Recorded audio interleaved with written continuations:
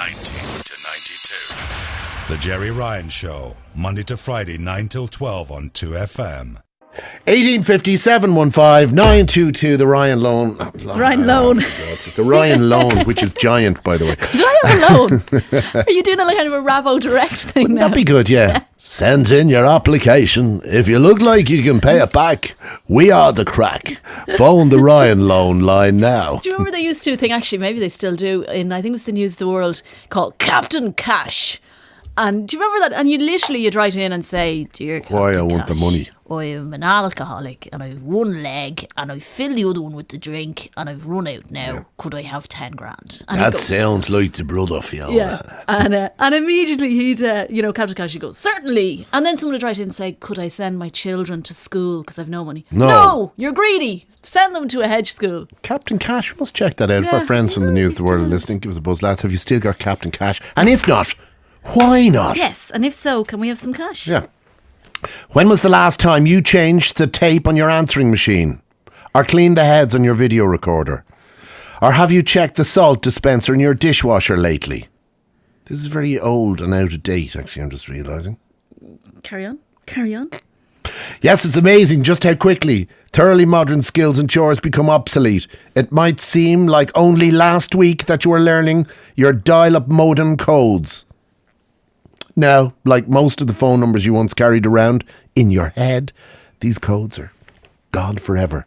Fiona, I'm going to add in a little bit, okay? Okay. These codes are gone forever, like tears in the rain. Oh, it's beautiful. It's beautiful. Fiona Looney's in studio to take a nostalgic look back at all those skills that once seemed so futuristic and are now, well, to be perfectly honest, utterly redundant and passé. You're absolutely right. But isn't like... When I was looking at this last night... By the way, she made this one up completely herself. From scratch. This came out of her own brain.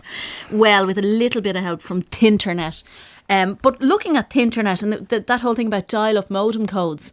And do you remember that? Do you remember the letters you'd have to put in first? Do you remember the letters? Yeah. What were the 4 letters that you had to put in at the start? Oh... Because I think they were universal. SMPT or something, was it? ATTP, it? wasn't it? ATTP. And like that at the time seemed so futuristic and radical and it's just gone. And then the noises that it made, which really made you feel like you were going on to something, didn't it? Yeah.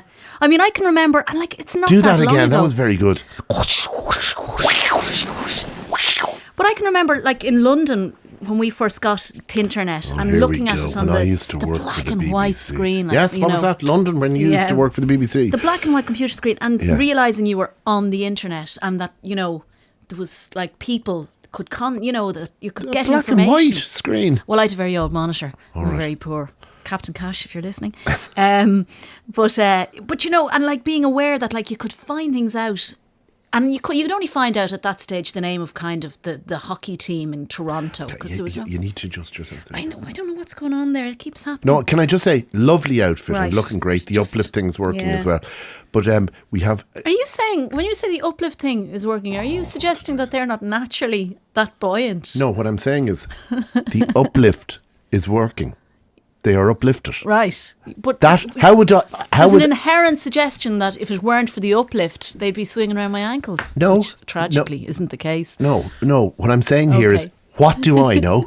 They're up. You have a lovely little outfit on. I'm beginning to sound like Father Murphy from You have a lovely little outfit on. And you have a lovely bottom. And and you won the competition there. You are actually, it is a lovely outfit today. Can I just... Thanks very much. It's You're red really panicking and white. now, I am you? panicking badly. Can you describe the outfit for the listeners, maybe, who might be interested? Do you know, I'm not that bothered. It's red and white. Yeah, but can you describe what it is, though? It's a good outfit. It's a little yoke. That's what I describe it as. I don't know. Let's just reignite the lingerie shoot. 20 years later, just when you thought it was safe to go back onto the internet, Gerry's threatening the lingerie shoot again. Now, let's go back to the Adjusting rabbit's ears on a television. Now, let's first of all, for the innocent people and for the children who may be listening, for instance, children who live in caravans and don't have any fixed address and who don't go to normal school. People like that who don't know what the rabbit's ears who got are. married at 12. Yeah, those people. And they're fine people. Yeah. What are rabbit's ears? Rabbit's ears were kind of little portable aerials that that you put on top of your television. Yeah. Nothing to do with vibrators, because obviously rabbits now. Oh, when way we think before electronic vibrators. rabbits, they And think wouldn't be much good. vibrators. Would hurt you if you wanted to use them in that department. Yeah. And of Very course, the maybe the least intellectual, or maybe somebody who was maybe not all that mentally well developed in your family, would be given the job of standing with the rabbit's ears in order to move around beside the television in order to maintain optimum reception. Happy days, That really. person usually ended up living at home and looking after your parents while you went on to have a full life. Exactly. And they were good at adjusting the rabbit's ears. Do you know what? That's actually quite an old one, because even I don't think I ever adjusted the rabbit's ears on the television. As a child, Did you get the pipe when it came in? the piped. Yeah. Remember? No, well, pipe. I can tell it now, I suppose. My father, who was against that kind of thing, Yeah. on and financial right. grounds, but also desperately wanted to see the television. He had a huge, massive. We had an aerial before the television came into the house. And people used to come to 108 Kincor Avenue and look up at our aerial. Now, I think they must be loaded. They yeah, must but have we've a no television. telly. But you why know. did you have an aerial if you didn't have a telly? It was in anticipation of the television. Then we watched Mr. Pastry's Pet Shop and Dixon and Dr. On a similar, obviously a similar Can you mindset beat to my that? mother. Well, a very similar thing to my mother. We didn't have a record player, but my mother went out and bought a record. Good idea. Which was, by the way, the Mass of St. Francis of Assisi. And Choral Mass what of did St. she do? I Francis mean, of for Assisi. instance, we were able to get a gathering together in the Yeah. garden to marvel at the aerial, despite the fact that we'd no television. Yeah. How did you achieve any sort of result out of a record we with no couldn't player? quite get the neighbours around to marvel at the Mass of St. Francis of Assisi choral version without the record player, but it did eventually prompt my mother and father to go out and buy a record player. And was it a great occasion when it was eventually listened to? It was, and it was in a little wooden box, the wooden surround, and then the turntable, obviously, and the three settings: 12-inch, 10-inch, 7-inch, And correct. and What were the 40 three speeds? 33, 45, 78. Well done. And one of the skills on the list today, children, if you're listening, is changing a stylus. Again, a thing I don't think I ever did in my life. Ah, you must have. Well, you would have done because you were male. I was and a male. Slightly older. Slightly That's older kind than of like checking the oil in the car, isn't it? It's a man's job. Well, also, it was very, very important, particularly as you were about to unleash to your girlfriend the voice and rhythms of, yes, John Anderson, Chris Squire, Steve Howe, Tales of the Topographic Oceans. Get ready, darling, to listen to this and my explanation of what it means. But first, I will use my special stylus. Oh, right. And you see it an interchangeable one. Yeah. And did you used to go into Golden Discs and buy them? Do you remember they had them all on the little tiny shelves Paddy at the Murray background? it was the Murray's man. records, yeah. Paddy yeah. Murray. Paddy G. Ryan, this one is for rock. I always remember it. This one is when I went, good man, he says, for Christ's sake, don't use it with Leonard Cohen. And I assume it was exactly the same. Of course it was. It was probably, with no disrespect to you, Paddy, if you're listening, I hope he's still alive. I think it was a little bit more expensive because it was for rock. Yeah. And what were they called? And do you remember what really sold them this was the Diamond Stylus. The Diamond Stylus. Yeah. And we kind of thought we were cutting the record with Well, the diamond. all I can say is blokes fell for that. I don't know whether girls fell for it, but blokes did. And I would just like maybe to take this occasion to apologise to any young women of around maybe Not so young now. 72, Yeah. 73, that sort of period of my life, who had to listen to me explaining The Lamb Lies Down on Broadway, or indeed Tales from the Topographic Oceans, or indeed Frank Zappa's Were Only in It for the Money. Successful days then with the ladies, I presume, yeah? Well tolerant young ladies. Very So maybe they're tolerant. sitting on the couch thinking, is he going to open my bra, or are we just going to get this existential description? And they just got Well, the why? existential What description. can maybe you could work this into your item? What fueled the minds and the imagination and the ambition of young men in the early 70s into thinking in Ireland that playing Tales from the Topographic Ocean by Yes, a double album of a concept origin and nature, to a young woman would in fact result in her taking her clothes off? Do you know, I happen to have the answer. I happen to have the answer because I've given this a lot of thought. I think that the reason that that men thought this would work was that if they got the album sleeve, right, and you say, oh look, this is what I have, and then they open it into the gatefold action, it's like a phallic thing, Freudian, suggesting, look, this is the surface, but actually it's twice as long as it originally appears. You never thought of that, A did you? fabulous Freudian explanation, and tragically probably not true. Adjusting the vertical hold on a TV. Yeah, I've done that. Do you remember the little squitch thing at the back? And the thing was, you had to get other people to tell you. Like, if you were in a room on your own, it was a disaster. Can you remember what your first television was? Was it 425? Was it 625? We'd both. We'd well, that's how late we got our telly. 405. 405. 625. Well, and even though... I only said the wrong number just to check, by the way. But even though we only had obviously the one channel on it originally... By the way, for the young people, can we explain? Well, you do, because it's about the density of the lines, isn't it? Television worked basically on a streaming of... dots. Streaming of... something. And this was a the streaming definition. Of highly charged... particles. Images. Protons, neurons, pictures, electrons things, onto the yolks. back of a screen. And what it did was it traced, this kind of radar trace went across the top to the bottom. And you could have 405 lines in the trace or 625 lines. One was much clearer, obviously, than the other. But sometimes in the evenings, my father would say, will we watch it on 405 or 625? This is very exciting. There's a caller. And Sorry I know for you were snorting hoping to there. that. Yeah, that was like... Prayers have been answered. Good morning, Tommy. Hello, Gerry. How are you? Very good. Tell us about what you did. Well, before we got colour television, we used to stick a piece of pink plastic over the screen to make it look coloured. Yes. Yeah. And that was known as the Colorizer. Was that what it was? Yeah. And really all it did was just make the Just whole make thing look... everything pink. Yeah. It was. Or make you think you were on drugs. Yeah, because you could move it around a bit, and you thought, because nobody could afford drugs in those days, so that's all we had was pink plastic.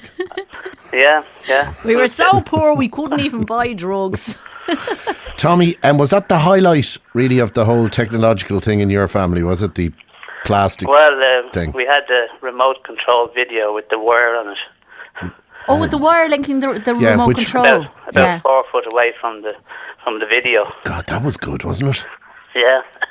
It wasn't really remote control, but... No, but it was control. It was controlled just from a chair sitting about 4 foot away, yeah. And who would have been in charge of that control? That would have been an issue, I'm sure. I was my brother and myself, usually. Oh, yeah. Had you no parents? Job. We did, but they weren't that interested in us, really. Right, well, you were lucky. Lucky. We used to have... sometimes we'd sit on the chair with a big long stick to push the buttons, you know. Did you really do that? Yeah. That's a great idea. That's incredible laziness. Do you know what I say? Bring that back. Yeah. Before the remote control came in, we'd sit with these garden rods, you know, those canes for the garden. Yeah, Fiona does that, but it's her husband that she pushes with the stick. But the telly only had about 6 channels at the time, you know. 6 channels, you were lucky. You could do that with the handle of a sweeping brush, couldn't you? Well, it was a bit heavy, but the canes from the garden canes were a bit lighter, you know. Garden canes, would they not be a bit bendy? But if you kept them away from the water. No, they were, you know, the ones you stake up plants with, you know, those ones. Oh yeah, it's stuff that you do, runner beans. Your ingenuity. Yeah. Very good. And your laziness. Oh, well done. Well done, Tommy. Well, that was one of the things. I just can't think of them at the moment. But. You're all right. You can always ring us back. You can always ring us back, Tommy, when you come up with the next technological development. Okay. I think we'll take a break now. I'm so knocked out by that. If anybody else has any stories similar to that and wants to be mocked and laughed at, ring us now on 1850 715 922. We're brilliant, really, aren't we? We are. We've just been coming up with another great idea that nobody will allow us to pursue. Alf Garnett's name actually came up in the... But look, it only took us about 15 seconds. How many ads are in that break? Yeah, we came up with a complete telly programme there, featuring myself and Fiona. Actually, and I think we should go for it. Yeah. If anybody in television's listening, both of our recent successes should make you now not be afraid of us anymore and know that we have something positive to offer. Eamon Ryan, the minister, we are Irish. We will do something that isn't a ratings getter. We guarantee. We guarantee that. Yeah. You want public service broadcasting? We'll give it to you. We'll give it to you in spades. Fiona's in studio this morning. We're discussing technology. Sorry, very old technology. What do we go to next? Look, you've the list. You pick one that tickles your knobs. By which I mean knobs on a television. Operating a credit card. Do you remember fitting a flash into a camera. Yeah. Try telling the young old people cube that flash. The old cube flashes. Do you now. And it remember? was so exciting because you knew it was a relocation when that came out. Yeah, and when... Remember the one that twisted round? That's the one. And the thing about it was, like, it was very hit and miss, as you remember. Like, it was only the odd photo it would work for. But you knew it was working because you'd hear it going around. Remember to turn around. Brilliant. And then maybe easy. girls didn't do this, but dismantling the cube. No, girls and didn't taking do that. out the bulbs and everything and seeing how it worked. And they literally had burnt out like Oh, yeah. this. And there was even a bit of a smell. I think there of was magnesium inside Yeah. the bulb. Was it? Would that be it. right? I don't know. And everyone got If really anybody mad knows red what was eyes. inside I think the magnesium bulbs. is probably right. At a guess, I'd Yeah. say it's magnesium. Or you could buy the big long strip of them. Do you remember? Oh, yeah. Darkroom skills. Nobody has to develop. I Nobody was has a to member of the focus Trinity cameras. College Photographic Society. I'm sure you were. Another good place to bring girls. But the idea that, you would have to go How into did it. that conversation go? Would you like to join this society, Society. Mr. Ryan? What's involved? Well, we have a dark room. Where do I sign? Well, Is I that tell you, basically what happened there? I yeah? was given a lovely camera by my father, and it took 120 size pictures, Mm. and there was it took 15 minutes to kind of set up, basically just take one photograph, and then 15 hours to actually develop the it. photograph. Yeah, But God, what fun! yeah. Nowadays, of course, you just point your phone at somebody Yeah. and go. Yeah, you've well, got a I can photograph. remember in newspapers, when I started working in newspapers, you'd have the contact sheets and the the magnifying glass thing and pouring over. And now it's just...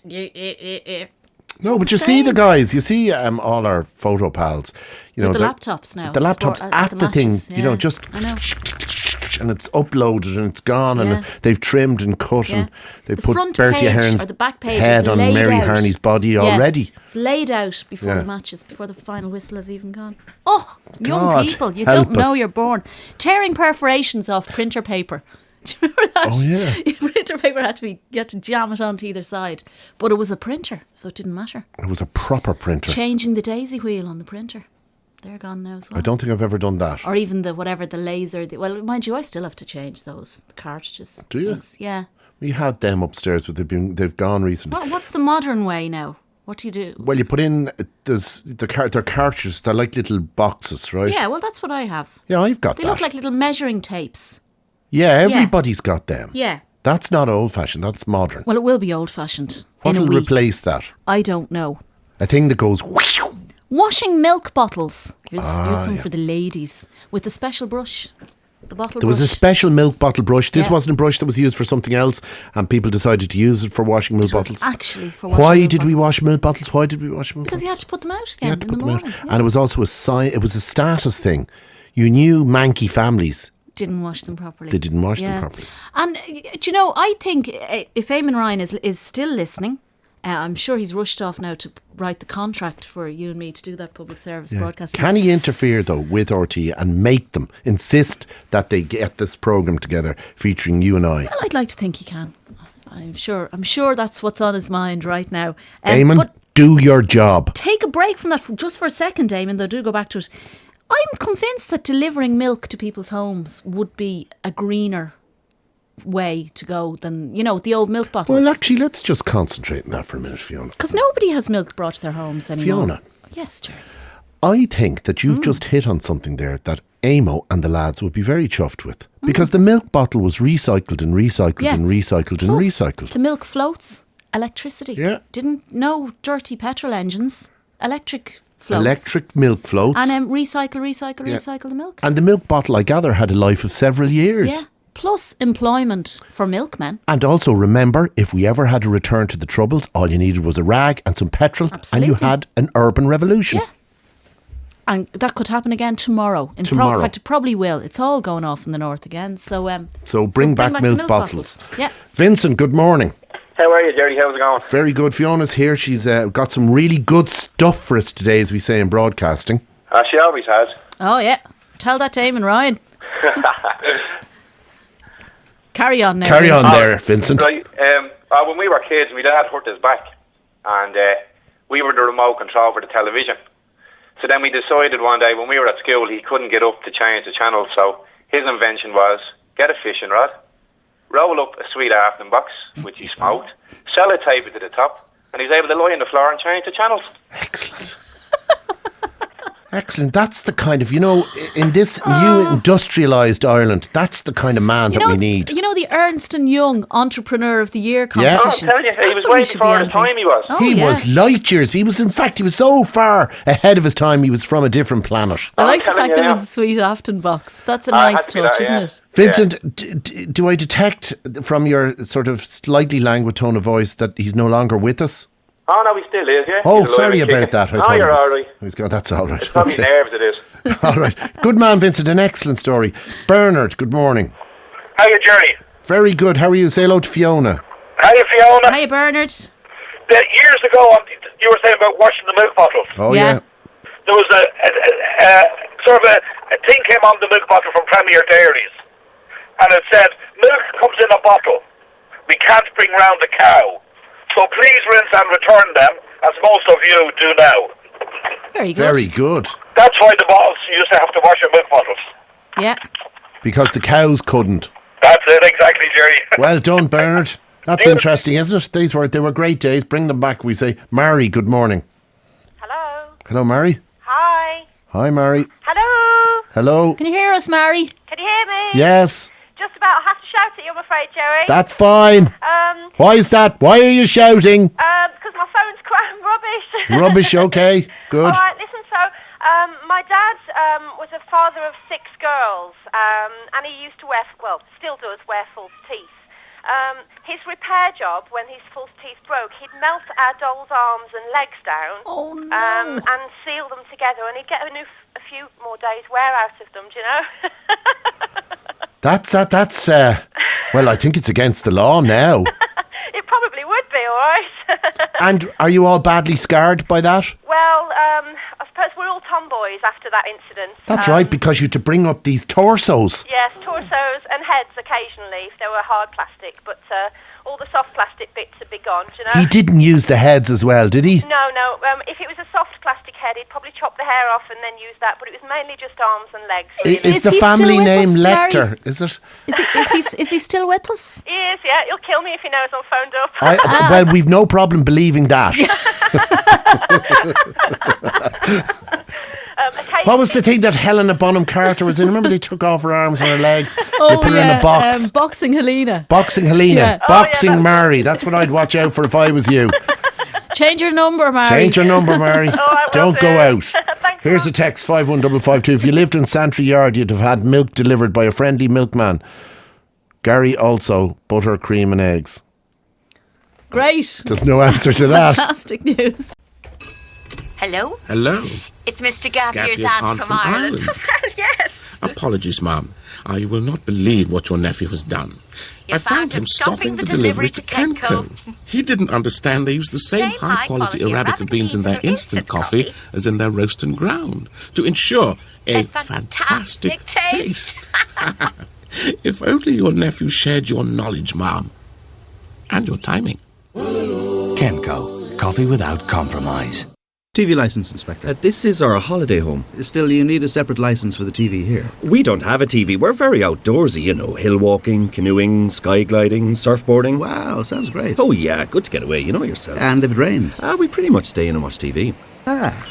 Damn. TV licence inspectors visit 18,000 homes, holiday homes and businesses every month. We've heard all the excuses and none of them work. Now you can pay online at tvlicence.ie, at the post office or local 1890 228 528. This is the Gerry Ryan Show on 2FM. Call 08457 585 285 from Northern Ireland. Many West Wing fans spotted it some time ago. In the TV drama's presidential contest, which dominated the final seasons of The West Wing, there was an uncanny likeness between the fictitious Matthew Santos and the real-life Barack Obama. But this was far from being coincidental. West Wing writer and producer Eli Attie first devised the fictitious presidential candidate Santos in the summer of 2004, modelling him on part on a young Illinois politician, not yet even a US senator, by the name of, you guessed it, Barack Obama. And so began the bizarre case of art imitating life, only for life to imitate art right back again.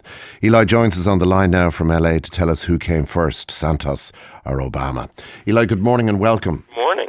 And thank you for being with us. I know it's late where pleasure. you are. Well, yes, I'm just looking at the table of comparison here that has been made out for me. Barack Obama, young, handsome, charismatic member of Congress. Matthew Santos, young, handsome, charismatic member of Congress. Barack Obama began political career as a community organiser in a big city. Matthew Santos began political career as a community organiser in a big city, and it goes on. When did you first spot Barack Obama? Well, I mean, the thing I think needs to be noted first is that John Wells, who was the head writer of The West Wing in its last 3 seasons, it was his idea to cast Jimmy Smits and to run a sort of a presidential campaign to succeed Jed Bartlett on The West Wing, and to create this kind of Latino candidate for president. And because I had worked for Al Gore and because I had real-life political experience, it was my task to write the first couple of episodes dedicated entirely to this new character. He'd already appeared in a handful of scenes, and a number of writers, wrote different episodes of the series at that point. But I was struggling to, I guess, come to my own understanding of who this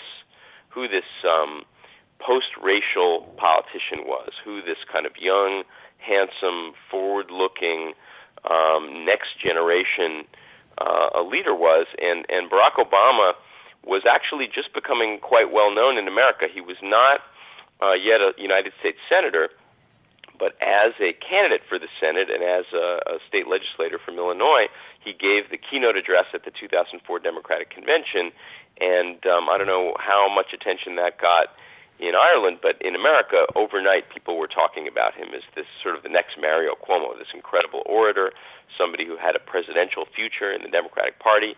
And I had done a little bit of work from my own days in politics with David Axelrod, who was Obama's, he was the media consultant who ran that campaign, and he is the chief strategist now on Obama's presidential campaign. So I just called him and said, tell me about Barack Obama. And a whole bunch of characteristics. I mean, the funny thing about The West Wing is that it always had a prophetic quality.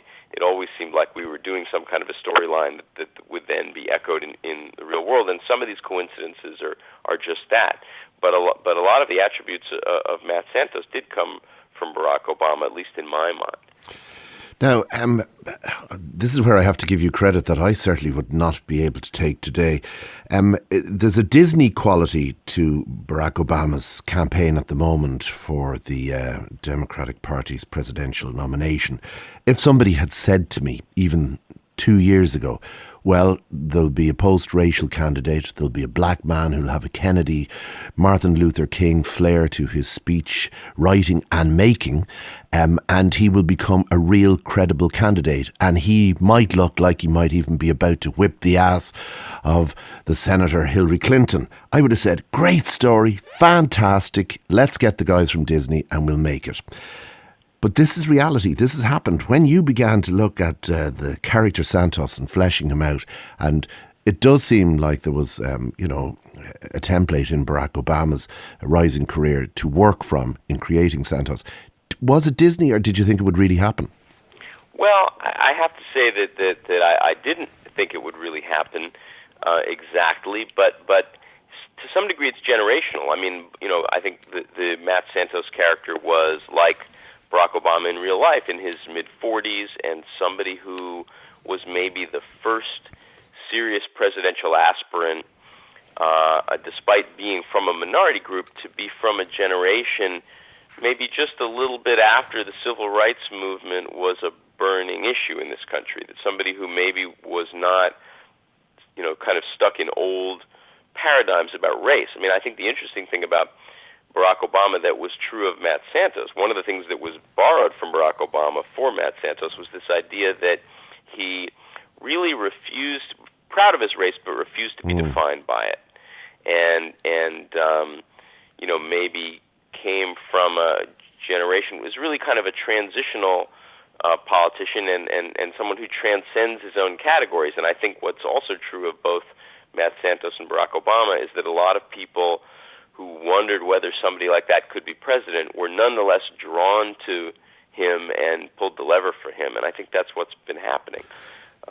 The race issue is something that obsesses the Irish, maybe more so than even in the United States. And that's mainly because up until very recently, if we weren't exactly an apartheid country, we were a predominantly white country. So we are obsessed with this, the idea of a black man possibly inhabiting the White House. And we've very ambivalent feelings, I think, about it. Oh my God, is this right? Is this correct? Is this appropriate? Isn't it wonderful? Isn't it absolutely fantastic? Right, Everybody gets a chance. So you've got, and also it's one of those debates that sort of the Irish find difficult to have because we are so riven with so many contradictory feelings about race here in Ireland. But without doubt, the Santos character does try to transcend his race, does try to be proud of it simultaneously. This is an almost impossible split personality to deal with, I think, for anybody. I spoke recently on this programme to Samantha Power, Barack Obama's foreign policy advisor, and she was kind of horrified at her obsession with Barack Obama's race. She dealt with the questions well, she didn't lose her temper, but I could feel in the conversation she was going, Jesus Christ, are you guys real? She didn't really want to see the race as an issue. She was very forceful in telling us that it was not seen in Barack Obama's camp as an issue. Did you write that into the Santos psyche? Very much. I mean, I think that in Matt Santos' case, one of the things that came up in really the very first episode of The West Wing, dedicated entirely to that character, was, Josh Lyman, Bradley Whitford's character, wanted him to, it was something very simple and very small. He wanted him to raise a lot of money in the Latino community because it is true that in America, like any other country, I think there are strong identity politics, that people gravitate toward people who look like them, who share their ethnicity, and that becomes a niche that you can kind of draw upon as a political base. And Matt Santos, even though he really had no money to speak of and had no political base to speak of, was very insistent to Josh Lyman that he couldn't be the Latino candidate for president, even if that prevented him from getting off the ground, because he realized that he had to be something bigger than that, or he would always be a prisoner of that category. And I think there's a lot of comfort in categories, especially in a kind of a pluralistic society, which America is. I mean, I think that we're headed toward a future not long from now in the United States, certainly in California, where I'm from, where where every group is a minority group, where there's so many categories and where there's so much of a mixture of different things. And in some ways, I think both Santos and Obama, are pointed at that future. Who knows? Maybe we're not even quite there yet in real life, as in fiction, in that people still are afraid of difference, and people are still wary of difference, and especially when it's something you can see. And certainly, I think America is something like 12% African American, and it seems odd, I think, to some people that you could have a politician leading a country who's from a pretty small slice of that country. But the point is that the country's made up of small slices, and everyone's also American, and it all depends whether you look at the glass as half empty or half full, I suppose.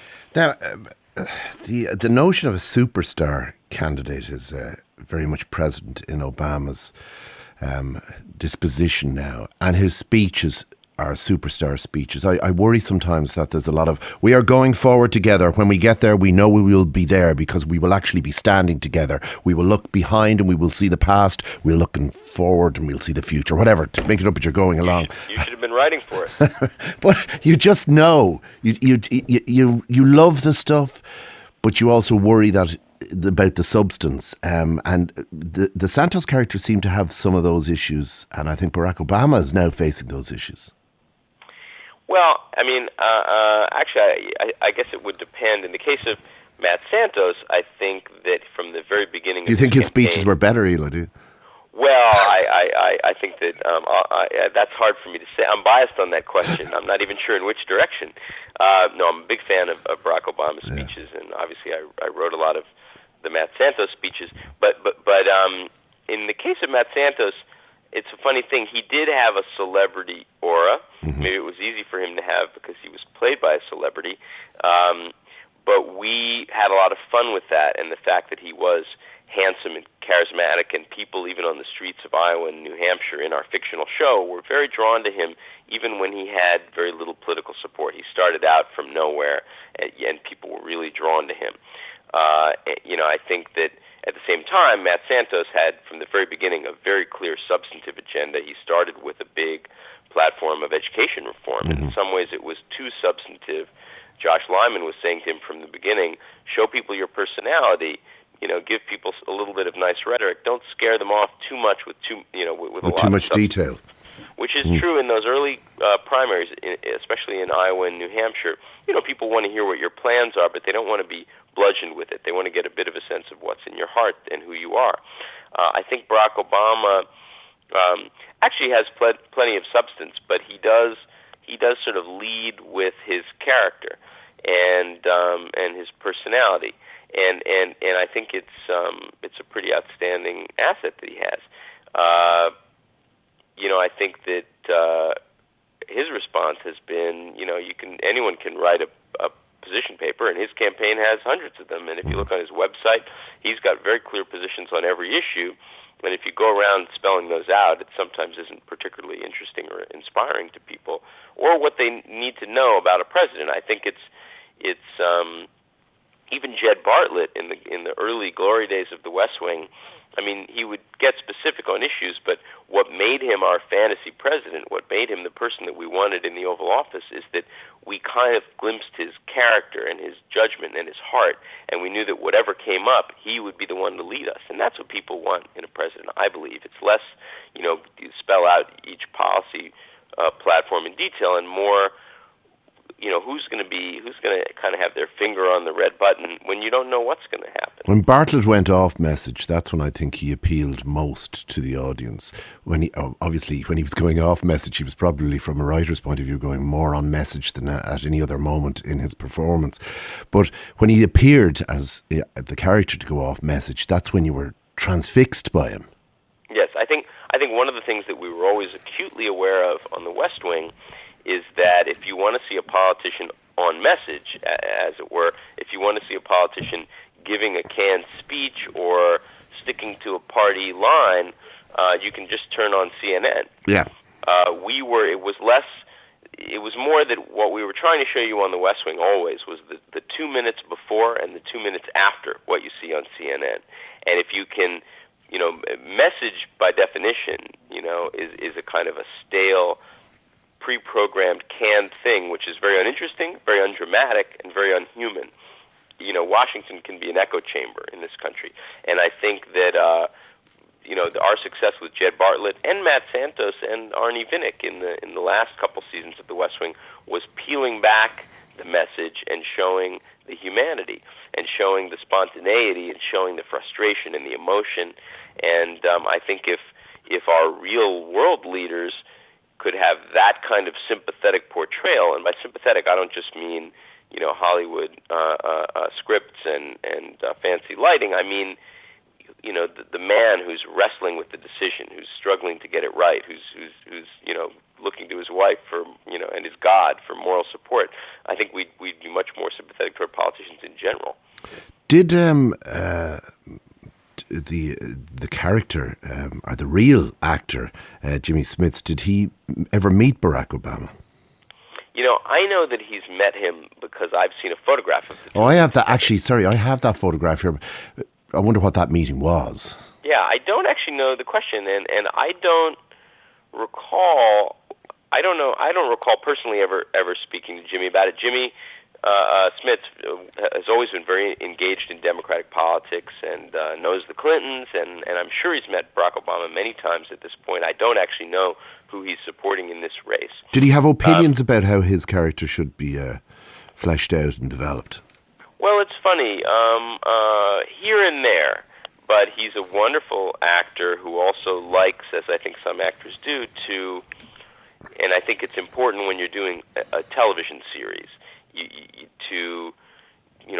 where the scripts come very fast and the character development comes very fast, to sort of be played by the storylines and not try to play them, to almost kind of, free yourself up and be a little bit of a vessel. And Jimmy's a wonderful actor. I know that when I started in some of the early Santos scripts that I wrote personally, and there were other writers writing them, but I guess in that first season that the character was introduced, I wrote a lot of the big episodes with Jimmy Smits. I tried very hard to check in with him when I felt that the scripts touched on matters that were sort of about race that I felt might be personal to the actor. How did he feel as a celebrity, as a Latino celebrity, being defined by that, being categorized by that? I would usually come to my own opinion and be pretty far along on something, and I might check in and ask him what he thought, and maybe it would shape the way I might write a scene or two. But you also, the funny thing is, as a writer on those shows, you want to surprise and impress the actors. And you want the script to land in their trailer and for them to be thrilled and by it in unexpected ways. And so sometimes I would, you want to keep it back from them. Just we always have our own personal prejudices, don't we? Bartlett was such an attractive character and such an attractive president, and sure. to describe him as a fantasy president is absolutely correct. And we all wanted him to be the real president, I think. Sure, absolutely. And I still believe that that's one of the big issues in the minds of a lot of Americans. Going, well, what happened to our president? Where did President Bartlett go? Santos wasn't. I don't believe he was as attractive. Well, he was different. I mean, I think that was that an issue? Were you aware of how difficult it was to get over the mountain of Martin's character? Yeah, I think it was difficult, partly because there are 6 and however many 6.5 seasons of The West Wing. He was the beloved staple of the show. Martin Sheen is an extraordinary actor. To many people, he was rightfully the heart of the show. And I think that there's sort of no way every noble attribute that we could sort of find we would put into that character, and I think we wanted to do something different with Matt Santos. I think he was as appealing, but maybe just in different ways. He was a little bit more of a centrist on some issues. I think he was a little less comfortable with politics, but we wanted to show him arriving on the scene.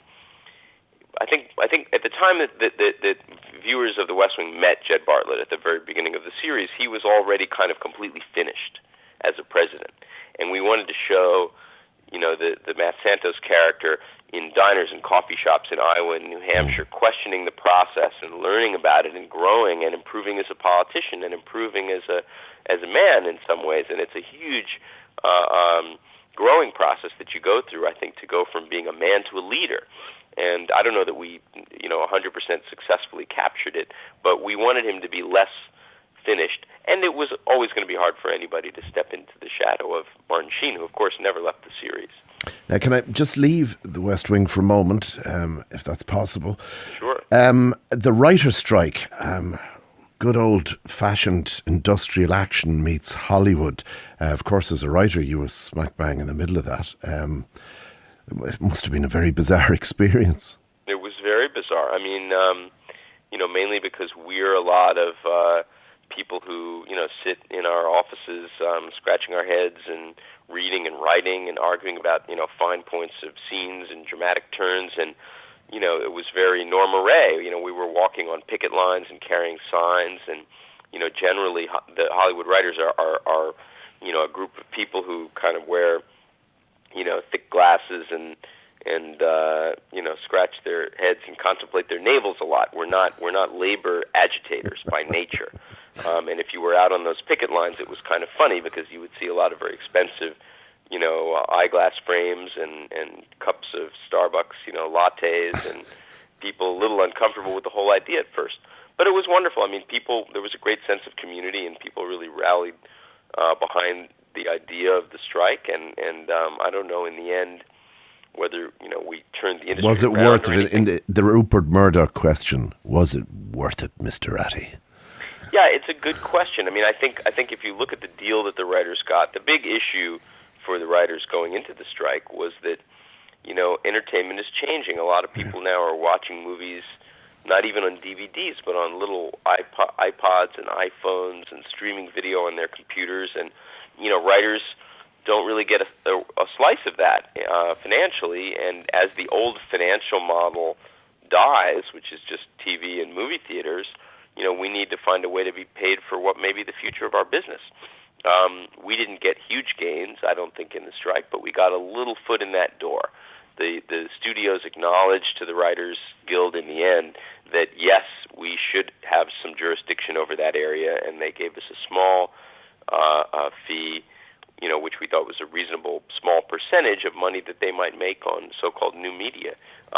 There's going to be many more battles to come as the technology changes over the coming years. You can argue about whether what we got was worth being out of work for 3 months, but every once in a while, negotiation gets you nowhere. And finally, can I ask you to call it? Will Barack Obama succeed? He has a slight lead, but Hillary Clinton's by no means out of the race. And if he does succeed as the nominee, will he succeed and become the president?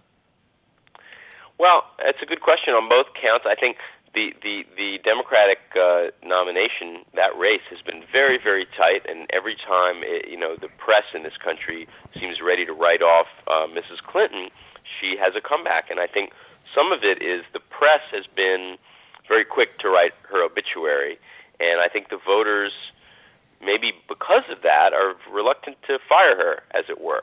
I look at it as almost a tie. They're very close in the delegate count. I think Barack Obama's had a lot of momentum and a lot of energy and enthusiasm and brought a lot of voters into the process. Mrs. Clinton is more popular among longtime party stalwarts, I think, and more traditional Democratic voters. You need both to be a successful candidate in the fall. Some people now are talking about them as a ticket together. That's an interesting question. I think they might be a very powerful ticket. Is that too much change for the country? The first, I guess we've had a female vice presidential candidate before, but, the first African-American candidate, the first female candidate. Mrs. Clinton entertained that idea yesterday in a television interview. Senator Obama, said it was premature to think about it today. It's just impossible to know. I do think that President Bush is deeply unpopular in this country now. I think most Americans, even most Republicans, see it as a failed presidency and are very unhappy with the direction of the country. You would have to say going into this election cycle that that it looks like a strongly Democratic year. Then again, my Democratic Party has a history of snatching defeat from the jaws of victory, and they may do it again. Or the tide may turn. I mean, to some degree, it depends on what question Americans think they're voting on. I still think if people think it's an election about national security and terrorism, the Republicans will probably do better. Can I paraphrase your answer and say maybe, definitely, I don't know? Yeah, I think that's right. And that's the best. If anyone says they can give you a better political prediction, I'd like to ask for their advice on a horse. Okay, Eli Atty, it's been great talking to you again. It's a pleasure to be back. Yeah, take care. Thank you. 90 to 92. Gerry Ryan on 2FM. Caroline, good morning to you. Hi, good morning, Gerry. How are you? I'm very good. Welcome. Good to have you on board. Your 8-year-old daughter is in need. Definitely, and I'm hoping maybe you or your listeners or indeed Cadbury's or Rowntree's or Macintosh or whoever make Easter eggs can help me. Go on. I have an 8-year-old that we went shopping the other night and all the Easter eggs are laid out and she says, I just hate Easter. So I said to her, why do you hate Easter? Because I hate chocolate. She doesn't eat chocolate. So I said, I'll ring Gerry Ryan and I'll see, can somebody come up with a suggestion for an egg that isn't chocolate? So I'm doing that. Well, I think probably, whatever about ringing us up, ringing up Cadbury's, I would imagine, would be a bit of a waste of time. It would when they do chocolate. Yeah, when they're all chocolate and delicious, as are Rowntree's and Nestle and absolutely whatever else. So she just doesn't want a chocolate Easter egg. Chocolate. Well, she doesn't eat chocolate at all. She actually So doesn't eat tell it. me this: does the Easter egg? Does it have to be one that she can eat, or I mean, the European tradition of getting maybe a duck egg, emptying it and Would painting you it? believe it? My children don't eat eggs either. No, but she doesn't eat the Or egg. that she could paint it. Yeah, what you do is No, you see, that defeats it. She has a twin brother, you see, and he scoffs all her eggs that she gets as well. So she wants to eat it. So she wants an egg That she can eat, but that she not can chocolate. eat, but that's not an egg either. And not an egg either, no. Okay. There's one for you.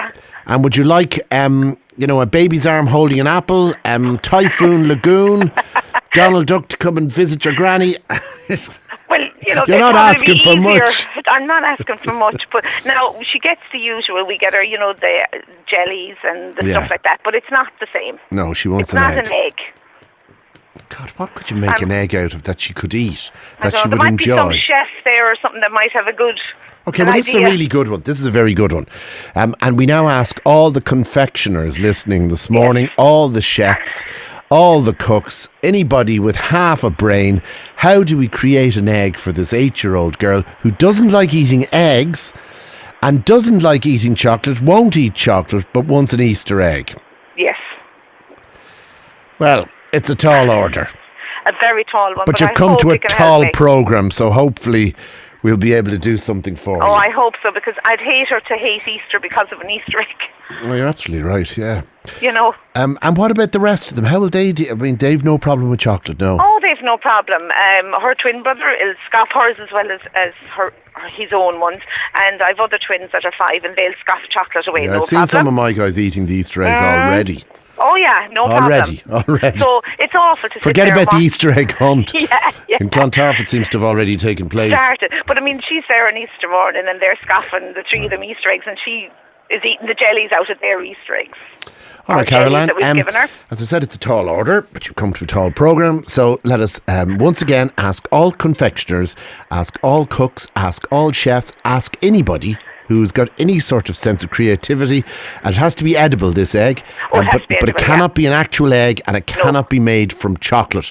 But it's got to be an Easter egg, and we need it soon. Very soon, this- and I've no doubt the people out there will come up with something. Oh, have you really? I've no doubt. I can't, but maybe they can. All right, we'll see what we can do for you, Caroline. Thank you very much, Gerry. Fingers crossed, okay? Fingers, exactly. Okay, good morning. No problem. Good morning, Gerry. Thanks. Marie, good morning to you. Good morning, Gerry. How are you? Not too bad. Okay, you have a very sensible suggestion. Yes, I do it. It was an 88-year-old lady who gave me the bright idea. You just put a hole on the top of a hen egg with a knitting needle. Yeah. Get all the contents out and wash it well and fill it with jelly. Fill it with jelly. Yeah. Okay, talk me through this here. Do you put one hole at each end? No, just one. And what do you boil up the thing? How do you get all the stuff out of it? Well, it takes a little bit of time. You suck it out, do you? Oh, no. Well, you can. It's a very quick way of doing Well, it. you know but- the phrase, I wouldn't teach me granny to suck eggs. And it might take 10 or 15 minutes, and it eventually, all of it comes out. And all of it comes out, okay. Yeah, rinse it well, Yeah, and make your jelly, pour it in, yeah. and you kind of a selection of colours. And then what you do then, I presume, is you then you crack open the egg. You can. And you've got a jelly egg. Yes. Actually, you wouldn't crack. No, don't crack it open until you give it over. Sometimes I do, and more times I just leave it in the egg. Yeah. Even if, And is it easy to break open? Is it? Oh, no problem. No problem. No problem. And you've done this. I have, yeah. The jelly. All right, this is always the best when you hear somebody on the air who's actually done the thing, as opposed to somebody who's just made it up under the bed or something. Oh, no. No, you've actually done this. I have, yes. And would you use always hen eggs, or would you use a duck egg maybe and get a bigger one? Well, if I could get my hands on a duck egg, it would be super, because you'd have a much bigger egg. Where did I see duck eggs for sale over the weekend? God, I can't remember. But I did see them for sale over Did the you? weekend. Yeah. Yeah. Well, if I can get my hands on a few duck eggs, it would be super. Down in Wicklow, is it? Yeah, that's what Lorraine is saying. You can get them down in Wicklow. Oh, okay. Well, I live in All right, there. very good suggestion. Okay, Thank you very Gerry. much indeed. She says blow an egg and fill it with jelly. Let it set, and then you can present it either in the egg case or break open the egg case and present it as a jelly egg. Paddy, good morning. Good morning, Gerry. How are you? Very good, sir. How are you? A little confection to begin the programme with today. Sorry? A little confection to begin the programme with today. Confectionery is A right. harmless distraction. Honest to God, yeah. And what I was just thinking, that lady there whose child doesn't like the chocolate. Yeah. You know these Roundtree fruit pastels? Yeah. If Roundtrees or some of those confectioners were able to form an egg with that type of flavour, you know, that type of product in it, like the fruit pastel, Yeah. it would be strong enough to take the form of an egg. What would be, And maybe they could incorporate the different flavours through it as strips or something like that. Yep, absolutely, yeah. Would they do that? And why haven't they bothered to do it yet? I don't know, maybe they probably don't have the market for it, but you never know. Like, she's only one little child, and many children don't like chocolate, Can't be that many. unfortunately. No, can't be that many. So the market's probably fairly restricted. It's a bit of a narrow band broadcast, I think. know, but it's something maybe. Well, Actually, Paddy, do you know what that's made me think? Maybe we will get on to Roundtrees, right? And we'll ask them if would they be capable of making an egg out of their pastilles? yeah, or even the product that they have. Cause I remember as a young child, myself and a pal of mine, actually Art McGann, I think it was, myself and Art McGann, during Lent. Yeah. And Lent was promoted very highly in the school that we went to Belgrove. And we were determined to come up with a legal way of getting around Lent. Lovely. And we melted down several packets of wine gums and pastilles and made them into what kind of a sticky, gloopy drink. And we tried to convince ourselves that the consumption of this sticky, gloopy, sweet substance was in fact a drink and not a sweet. And so therefore we had not broken our Lenten pledge to give up sweets. So it can be done. Can be done. We were trying to save our Lenten pledge, but I remember when I was a kid, and we would very seldom get the few shillings to go and get a packet of pastilles or something like that. I used to actually roll them out and make them bigger, like a pancake. Just beat them down to make them bigger, and I thought I had more. That's what I used to do.